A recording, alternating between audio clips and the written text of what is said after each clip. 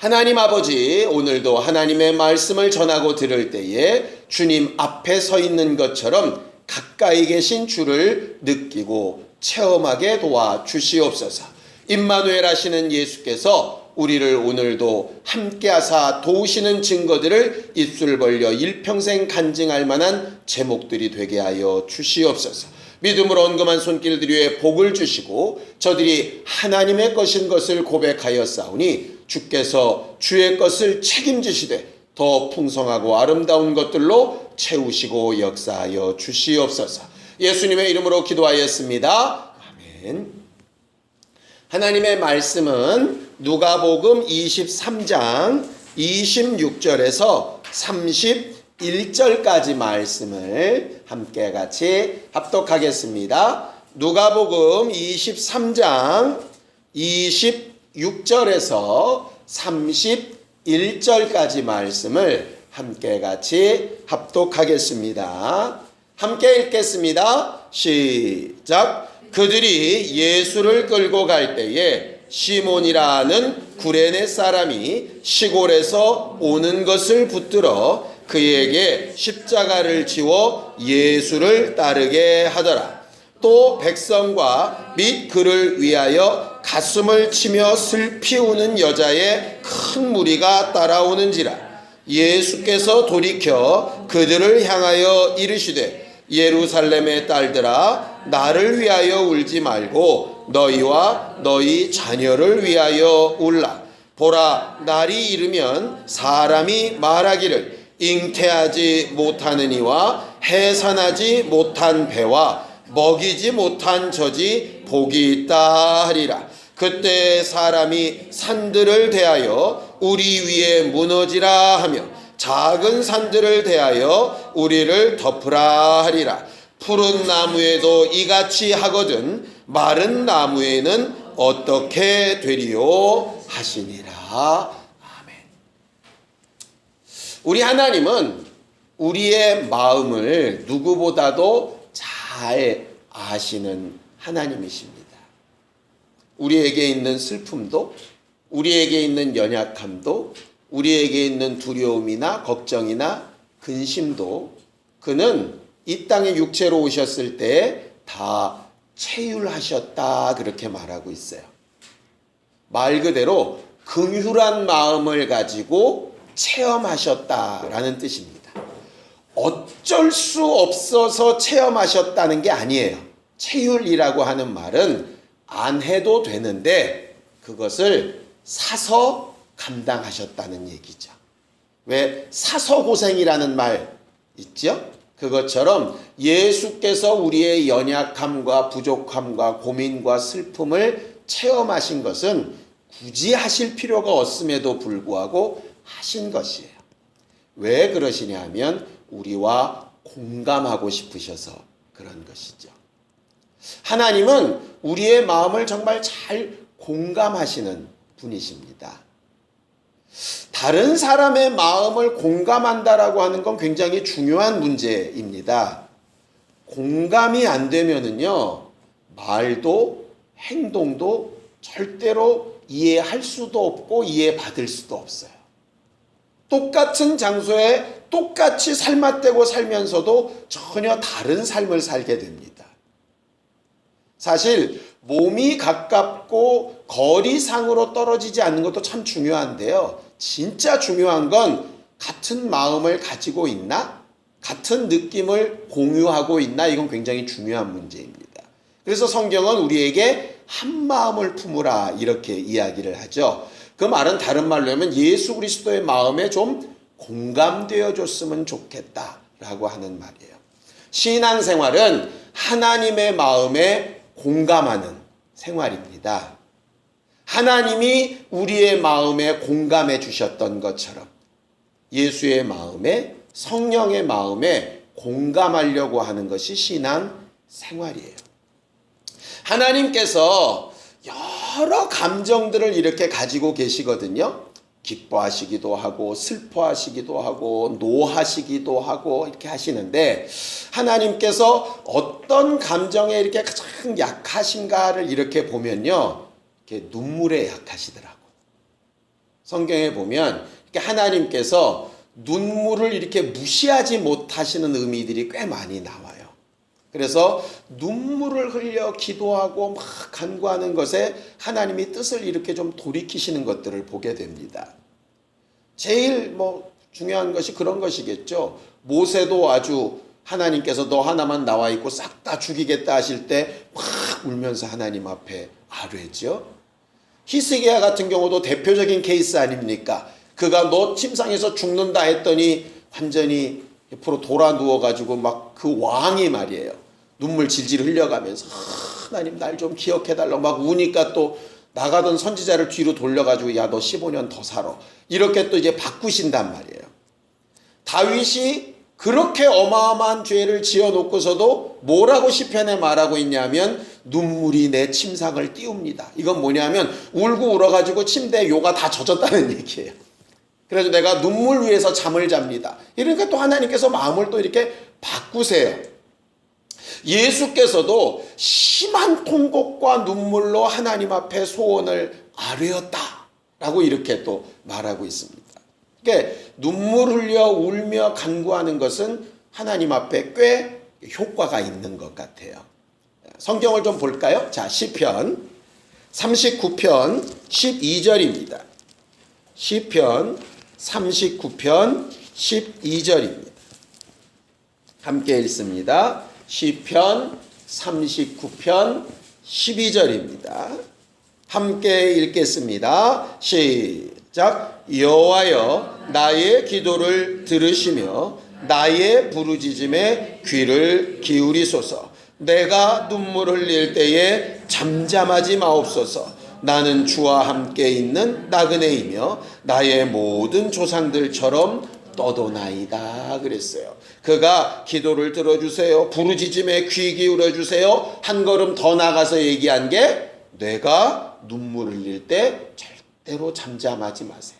늘 그러셨던 것처럼 이런 말입니다. 결과적으로 하나님 앞에 눈물을 흘리며 기도하며 간구하는 것은 참 중요한 일입니다. 그리고 또 다윗은 시편에 또 한 가지 얘기를 하죠. 우리가 잘 아는 말씀입니다. 자, 시편 56편 8절입니다. 시편 56편 8절입니다. 함께 읽겠습니다. 시편 56편 8절입니다. 함께 읽습니다. 시작. 나의 유리함을 주께서 계수하셨사오니 나의 눈물을 주의 병에 담으소서. 이것이 주의 책에 기록되지 아니하였나이까. 그렇게 되어져 있죠. 하나님께서 하나님의 말씀에 우리의 눈물을 기억하셔서 마치 눈물병에 담는 것처럼 하나님 앞에 담아 기억하시겠다고 하지 않으셨습니까?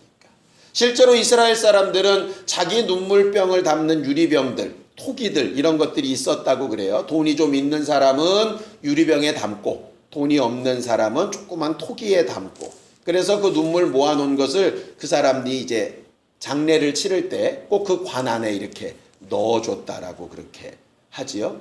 왜 그러냐면 하나님 앞에 모든 슬픔과 그 답답함을 위로받을 날에 자기가 얼만큼 하나님 앞에 울며 기도했는지를 이렇게 담아놓는 병이라고 이렇게 알려져 있습니다.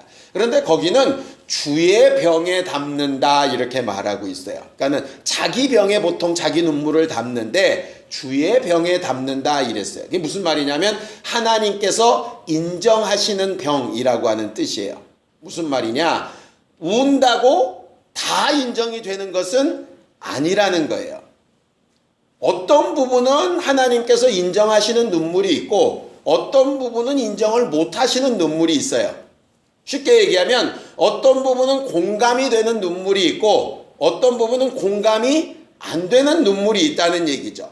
대표적으로 공감이 안 되는 눈물은 이런 눈물입니다. 나사로가 죽었을 때에 나사로의 동생인 마르다와 마리아가 울죠. 사람들이 모여 앉아서 꽃을 드리고 헌화하면서 막 울죠. 그럴 때 예수께서 뭐라 그러십니까? 울라고 울지 말라고. 울지 말라고. 죽은 게 아니라 잔다고. 그러니까 헛소리만 계속 해대요. 그것도 그냥 믿음 없다는 얘기가 믿음 있는 체 하면서 막 헛소리를 하죠.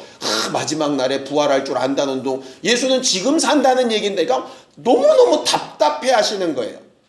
그때는 공감이 안 되는 눈물이죠. 그렇게 살아가시는 나사로가 죽었는데도 예수는 공감이 안 되세요. 그 눈물에는. 왜냐하면 거기에는 그냥 인정에 관련된 눈물이지, 그냥 불쌍해서 말 그대로 우는 눈물이지 믿음으로 하는 게 아니거든요. 예수는 그 눈물에 대해서는 별로 값어치를 두지 않으세요. 그런데 자기 앞에 와서 병이 낫기를 막 간구하는 그런 사람을 보실 때는 또 함께 우세요. 그건 그들의 안타까움이 또 공감이 되실 때가 또 있거든. 어쩔 때 공감이 되시고 어쩔 때 공감이 안 되실까? 오늘은 좀 그 공감 얘기를 그래서 좀 하려고 합니다. 오늘 성경 본문에 보면은요, 예수께서 이제 재판을 받으시고 채찍에 맞으시고 온갖 수치를 다 당하신 이후에 그 다음에 이제 십자가를 지고 골고다 언덕을 이렇게 막 올라가시는 이야기가 기록되어져 있습니다.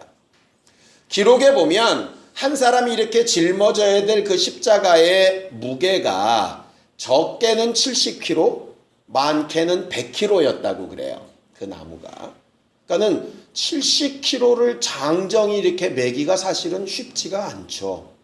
그런데 이렇게 매를 맞고 고초를 당한 사람이 그 십자가를 진다는 건 거의 불가능합니다. 그래서 원래 전통상 본인 죄인이 십자가를 지고 가는 예는 거의 없었대요. 왜냐하면 그렇게 했다가는 이게 하루 종일 걸려요, 이 일이. 그래서 이 간수들이나 군인들이 돈을 받고, 가족들한테 돈을 받고 그 사람을 하나 사서 이렇게 십자가를 대신 지고 가는 노예나 이런 것들을 이제 고르는 거죠. 그러니까 우리가 그 흥부전 보면 흥부가 돈이 없으니까 부잣집 양반 대신에 관아에 돈 받고 매 맞으러 가잖아요. 그것처럼 그런 것이죠. 과거에 우리나라 조선시대나 이렇게 참수를 하죠. 망나니가.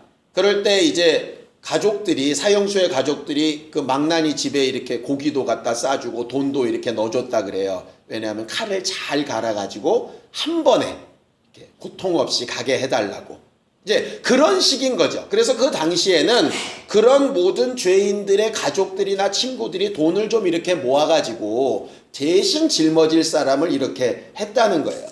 근데 문제는 예수를 위해서는 그 돈을 쓰는 사람이 아무도 없었던 거예요. 예수를 대신해서 져주겠다는 사람도 안 나타나는 거예요. 그러니까 예수로서는 혼자 짊어질 수밖에 없는데 이게 군인들이 볼 때 너무 화가 나는 거죠. 이건 친구도 없나? 도와주는 사람도 없나? 그렇다고 군인이 짊어지고 갈 수는 없잖아요.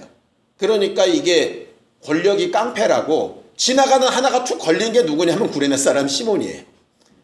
시골에서 유월절 지킨다고, 또 하나님에 대한 믿음을 지킨다고. 여기 구레네가 어디냐면 지금으로 따지면 아프리카에 있는 리비아이거든요. 이집트 옆에 있는 땅이에요. 거기서부터 산 넘고 물 건너 유월절 지키고 하나님 앞에 예배했다고 정말 좋은 마음을 가지고 왔는데 난데없이 군인한테 잡혀가지고 십자가를 지게 생긴 거죠. 쉽게 얘기하면 어렵게 강 건너 톨게이트 통과해서 교회에 왔더니 차가 끌려간 거랑 비슷한 거예요. 바깥에다 차 세워놨더니. 얼마나 열받아요, 이게. 은혜 받으러 왔는데. 결과적으로 구레네 사람 시몬의 입장에서는 황당한 거죠. 여러분 같으면 어떻겠습니까? 왜 하필 나야? 뭐 별 생각이 다 들지 않았겠어요? 내가 왜 하필 그 자리를 있어가지고, 왜 하필 꼭 그때 지나가가지고, 그거 괜히 궁금하다고 그 앞에 갔다가, 키도 컸는지 힘이 셌는지는 잘 모르겠어요. 왜 낙에 걸려가지고, 막 이러면서 막 속이 막 분통이 터졌을지도 모르겠어요. 저 같으면. 그렇잖아요. 사형수가 져야 될 십자가를 자기가 대신 지게 됐으니 얼마나 억울하겠어요. 여러분들 같으면 어땠을 것 같습니까? 억울하고 미치고 팔딱 뛰죠. 그런데 그렇게 억울하겠다라고 생각이 들었는데 가만히 봤더니 뭔가 이상한 거예요. 왜냐? 예수는 지금 자기가 져야 될 십자가를 지는 겁니까? 누구 걸 대신 지는 겁니까? 대신 지는 거죠. 그죠? 원래 그 십자가 누구 겁니까? 구레네 사람 시몬 거예요. 정확하게 얘기하면 우리 거죠. 내 건데 그 나라는 사람 안에는 누구도 포함되냐면 구레네 사람 시몬도 포함이 된다고. 그러면 구레네 사람 시몬은 억울한 거예요? 안 억울한 거예요? 안 억울한 거죠. 근데 저는 지금까지 얼마나 구레네 사람이 시몬이 억울했겠습니까? 라고 설명을 했더라고. 지금까지 목회하면서 설교를 몇 번 했는데요. 계속 이렇게 억울할지라도 우리는 주님의 십자가를 억지로라도 지고 가면 복을, 이렇게 설교를 했더라고. 그러니까 공감을 못한 거죠. 이건 예수가 져야 될 십자가인데 재수없게 내가 진 거야. 근데 가만히 생각을 해보면, 공감을 좀 해보면 진짜 억울한 분은 누구냐면 예수예요. 구레네 사람 시몬은 억울한 게 아니라 대박 난 거죠. 왜냐하면 이걸 지고 올라가서 골고다 꼭대기에서 지금 누가 못 박혀야 되면 지가 못 박혀야 되는데, 지고 가는 것까지만 하고 못은 그분이 대신 박혔으니까 대신 죽어주셨으니 고마워야 되는데, 고마워야 될 상황이 억울함으로 느껴지는 거예요. 왜? 내가 질 게 아니라고 생각이 되니까. 내가 예수를 안 믿어도 되는데 믿어서 이렇게 됐다고 하니까 억울해지는 거예요. 내 물질을 하나님 앞에 안 드려도 되는데 뺏겼다고 생각하니까 억울한 거예요. 지난 세월 동안 그렇게 살지 않았어도 되는데 그렇게 속아 살았다고 생각하니까 억울한 거예요. 그런데 사실은 엄격하게 얘기를 하면 나는 내 죄 때문에 그것보다 훨씬 더 처참하게 살았어도 할 말이 없는 인간이고요. 하나님께서 그보다 훨씬 못한 물질을 그나마도 안 주셨어도 사실은 할 말이 없는 인간이에요. 그런데 어느 틈엔가 내 거, 내 권리, 내 생각, 이건 너무 정상적이고 안 해도 되는 걸 주님 때문에 하고 있다고 생각이 드는 순간에 우리가 보는 구레네 사람 시몬처럼 억울해지는 거예요. 내가 안 해도 된다고 생각하니까. 생각해 보세요. 예수는 그냥 비틀비틀 걸어가시는데 뒤에서 만약에 구레네 시몬이 궁시렁 쫓아온다고 칩시다. 예수 마음이 어떠셨을 것 같아요? 야, 그거 원래 네 거야. 이런 말씀 안 하셨겠어요? 예를 들어서 무슨 일을 어떤 집사님이 하고 있는데 제가 집사님 제가 도와드릴게요 막 하다 보니까 나중에 보니까 내가 혼자 하고 있어. 그럼 뒤에서 없어 팔짱 끼고 목사님 그게 아니라 이쪽으로 이쪽 저쪽 이러면 속으로 난 돕겠다고 왔구만 지는 팔짱 끼고 올라오지 않겠습니까? 근데 예수께서 묵묵하게 가시는 거예요. 예수를 쫓아오는 여자들도 마찬가지입니다. 왜 예수를 보고 가슴을 치면서 울죠? 불쌍해서. 예수가 불쌍해서. 우리 예수님 이러고 가는 거예요. 예수님 생각엔 누가 불쌍한데? 지들이 불쌍한데. 지 때문에 가는 건데 지금. 근데 이 사람들이 지금 예수를 안다 하고 믿는다고 하면서 또 이 상황이 무슨 상황이라는 것을 이해하고 설명도 한다고 하면서 뭐가 안 되냐면 이게 안 되는 거예요. 공감이. 나 때문에 저분이 죽으시는구나 이 생각이 지금 안 되는 거예요. 그냥 억울한 분이 죽으시는구나. 그냥 남 얘기하듯이 하고 있는 거죠. 내가 지금 죽이고 있는 건데. 그러다 보니까 때리는 군인이 밉고 사형 선고 내린 빌라도가 밉고 예수를 죽이라고 난리친 바리새인이나 제사장들이 밉고 미운 거예요. 왜? 나 때문에 죽는다고 생각을 안 하니까 남이 원망스럽고 이 상황 자체가 그냥 불쌍한 거예요. 감사로 가지를 않는 거예요. 감격으로 가지를 않는 거예요. 전혀 공감이 안 되는 거예요. 억지로 하는 것 같고 남 얘기하는 것 같고 이렇게 되는 거예요. 목회를 하면서요. 집사님들 얘기를 이렇게 듣다 보면 어쩔 때는 정말 마음이 이렇게 확 가는 경우가 있어요. 정말 그렇겠다. 얼마나 아프고 힘들까. 나도 전에 아파봤는데 정말 너무 괴롭더라. 뭐 이렇게 되는 경우가 있어요. 근데 어떤 경우는 얘기를 하시는데 목사이다 보니까 참 그러셨겠습니다. 그렇긴 한데 여기는 하나도 안 움직이는 경우가 있어요. 왜냐하면 사실은 죄송한 얘기지만 이해가 잘 안 될 때도 있어요. 이해가. 왜냐하면 내가 전혀 그런 상황에 없어 보면 사실은 이해가 잘 안 돼요. 내 문제로 뒤바꿔 보지 않으면 잘 이해가 안 돼요. 예수님도 그러신 적이 있었어요. 저들의 믿지 않음을 이상히 여기셨더라. 예수님도 공감이 잘 안 되시고 어떻게 이런 말씀, 이런 역사를 보고도 안 믿어지지? 예수님도 공감이 안 되시는 거예요. 왜? 예수는 믿음이 없어 놓은 적이 없어가지고 안 믿는 일이 잘 이해가 안 되는 거예요. 그러니까 어려서부터 너무나도 자연스럽게 아니면 신앙생활한 지가 너무나 오래돼가지고 과거에 안 믿어졌던 때가 망각이 된 사람은요. 지금 하나님이 안 믿어진다. 오래 신앙생활을 했는데도 하나님이 정말 있는지 잘 모르겠다. 이런 말을 들으면 이게 너무 안타깝다. 이렇게 공감이 되는 게 아니라 그동안 뭐 했대? 이렇게 나오는 거예요. 말이. 공감이 전혀 안 되는 거죠. 자, 공감이 그렇게 안 되는데 주의 눈물병에 들어갈 만한 눈물을 흘리면서 기도할 수 있겠습니까? 없겠습니까? 당연히 안 되죠. 예수님 그렇다는데요. 이렇게 전달해 주소서밖에 안 되는 거예요. 정말 애타고 끓어오르는 기도가 사실 이 안에서 안 나오게 되는 거죠. 왜 기도가 하나님 앞에 간절하게 상달이 안 될까 생각을 해보면 이게 기도해야 되니까 하긴 하는데 이게 공감이 잘 안 되는 거예요. 마음속에. 그래서 가장 먼저 기도하고 우리가 구해야 될 것이 뭘까를 생각을 해보면 우리를 보시는 하나님의 마음, 우리를 보시는 예수의 마음, 우리 안에서 가르쳐주고 싶어 하시는 그 하나님의 마음, 성령께서 가르쳐주고 싶어 하시는 그 마음이 내 안에 먼저 공감되는 게 먼저 굉장히 중요하겠다. 예수라면 어떻게 하실까? 하나님이라면 어떻게 느끼실까? 지금 성령은 어떤 마음이실까? 좀 이런 것들이 딱 느껴지면 달라지겠죠. 달라지겠죠. 우리 딸이랑 이야기를 하다 보면은요, 뭐 페미니스트에 관한 얘기를 하고 뭐 여권에 대해서 얘기를 하고 우리나라 사회 현상에 대해서 막 얘기를 하면 간혹 이렇게 충돌을 빚어요. 왜 충돌을 빚냐? 막 이렇게 얘기하면 난 저거 이해가 안 돼. 그러면 신민이 옆에서 난 이해되는데?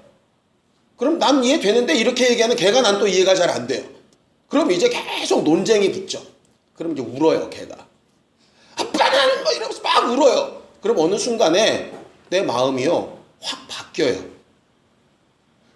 분명히 여기로는 내가 지금 이해가 안 되는데 걔가 확 우니까요 내 마음이 확 바뀌어요. 그러니까 걔는 정말 그게 이해가 되는데 아빠가 이해 못 해주는 게 너무 속상해서 막 우는 거거든요. 근데 그 눈물을 보니까 나는 마음이 괜히 찡해. 그래가지고 내 아이가 저렇게까지 이렇게 공감을 하는 거면 나도 좀 해야 되지 않을까 뭐 이런 생각이 들어서 하다 보니까 요즘 꽤 많이 괜찮아졌어요. 그 이유가 뭘까를 봤더니 결국 대화하고 마음을 같이 하는 문제더라고요. 제 기본적인 성향이나 사고방식은 그렇지 않은데 오죽하겠습니까? 뭐 저도 기성세대인데요. 그런데 걔가 울며 막 얘기하고 토라하고 하는 것이 결과적으로 내게 영향을 미치더라고요. 걔가 아마 우리 아빠 꼰대야. 그리고 딱 입을 닫았으면 그런 영향이 내게 전혀 안 미쳤을 거예요. 그런데 어쨌든 내 안에 자기 마음을 좀 이렇게 막 토로하고 좀 연결을 해보려고 하니까 영향을 미쳐지더라고. 가만히 보면 하나님과 우리의 관계도 같을 것 같다는 생각이 들었어요. 예수께서 돌아보시면서 그 여자들에게 이야기하십니다. 그 여자들은 자기와 자기 자손들에게 어떠한 일이 일어날지를 전혀 모르는 상태에서 예수만 불쌍하다고 울고 있는데 예수는 그들과 그들의 자손들이 어떤 아픔 가운데 처할지가 너무너무 공감이 되고 마음이 아프신 거예요.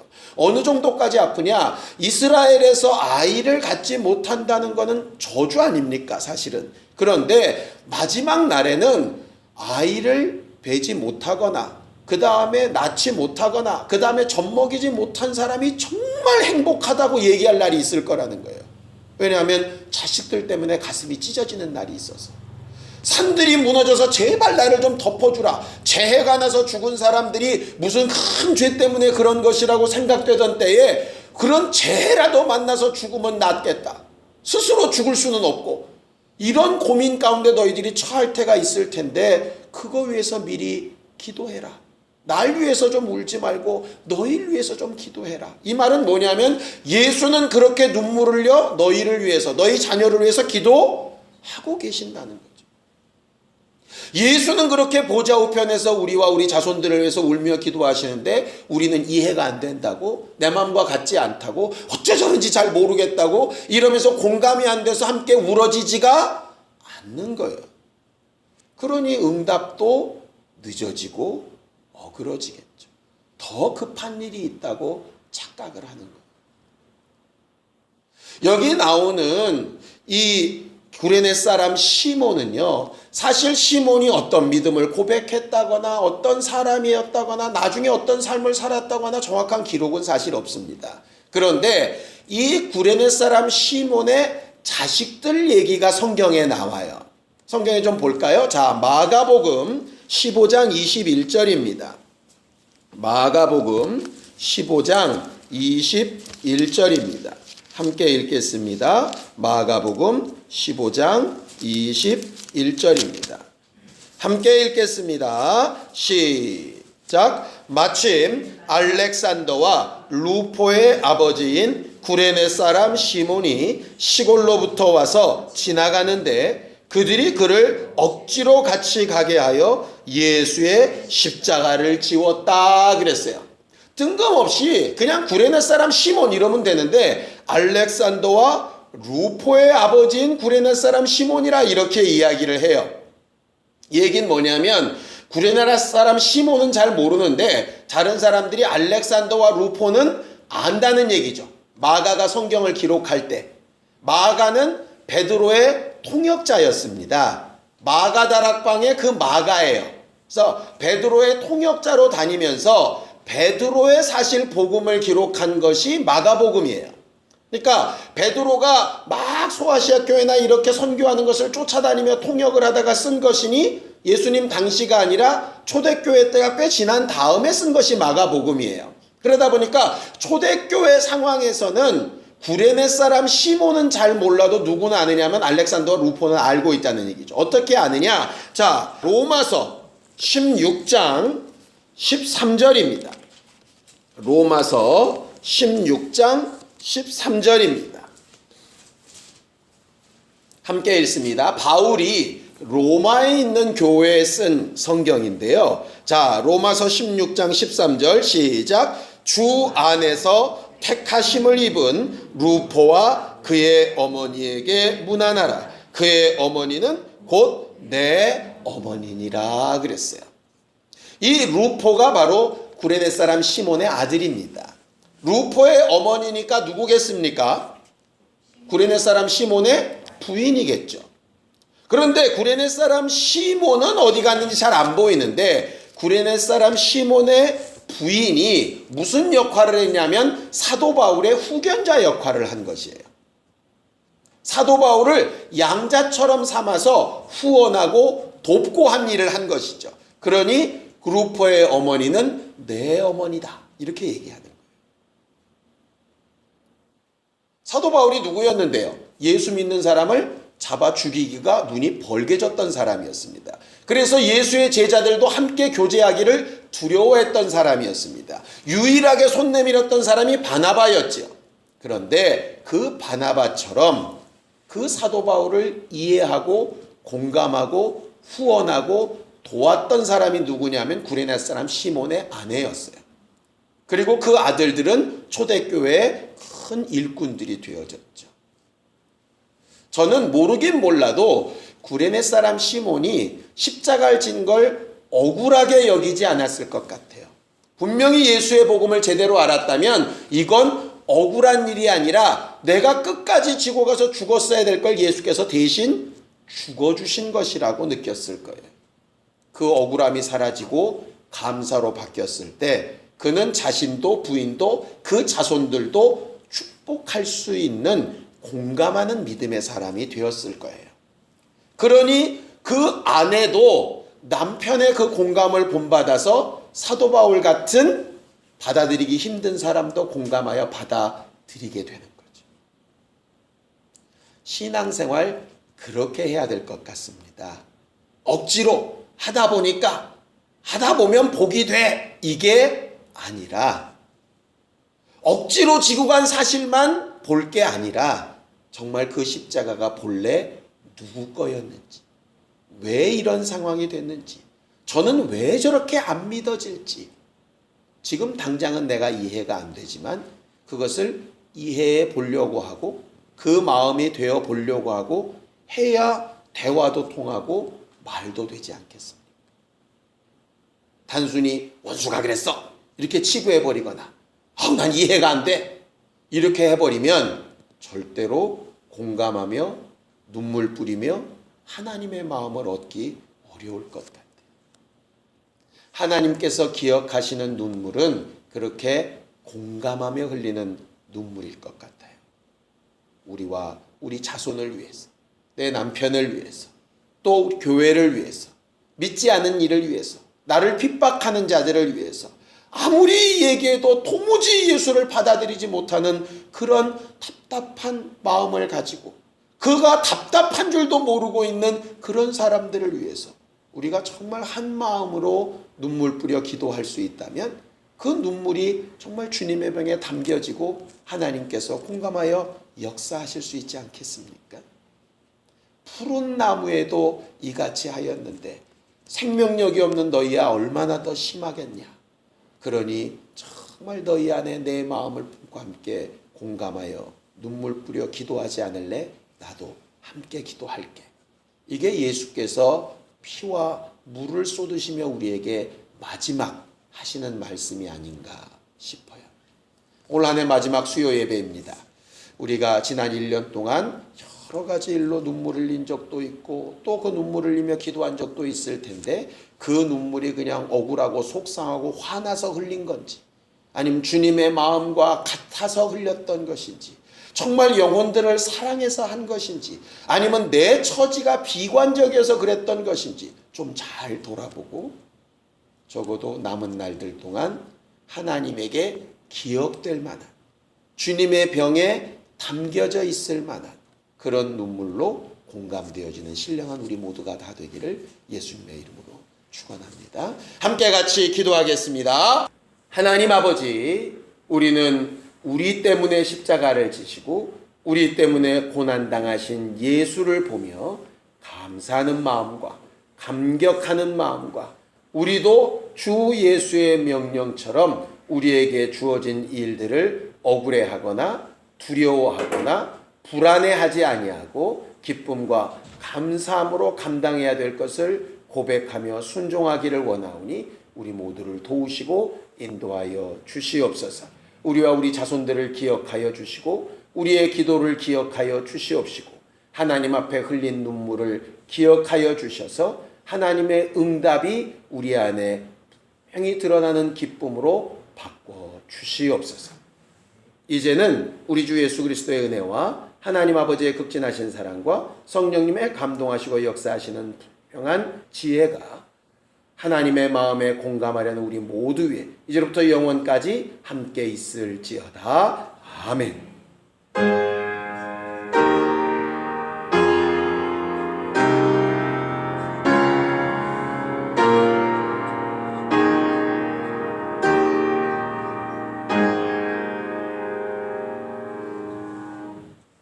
우리 예배 받으신 하나님 앞에 감사한 박수 끝내겠습니다. 수고하셨습니다. 감사합니다.